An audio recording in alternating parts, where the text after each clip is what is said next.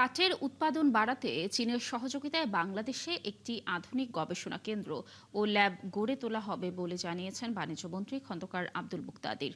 প্রধানমন্ত্রীর চীন সফরে এ বিষয়ে সমঝোতা স্মারক সই হতে পারে বলেও জানান তিনি।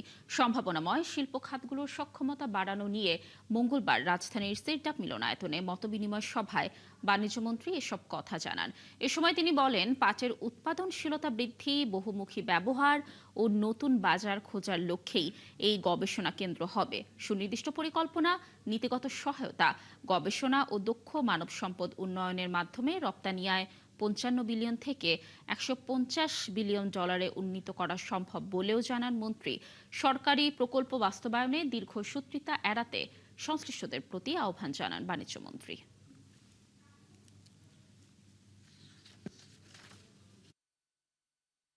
গত ১৫ বছরে যতগুলি প্রকল্প তৎকালীন সরকারের হাতে নিয়েছে, এটার একটা সাধারণ চারিত্রিক বৈশিষ্ট্য, ক্যারেক্টারিস্টিক্স, প্রায় প্রতিটা প্রজেক্টই টাইম এসকেলেট করতে হচ্ছে, টাইম ওভাররান হচ্ছে।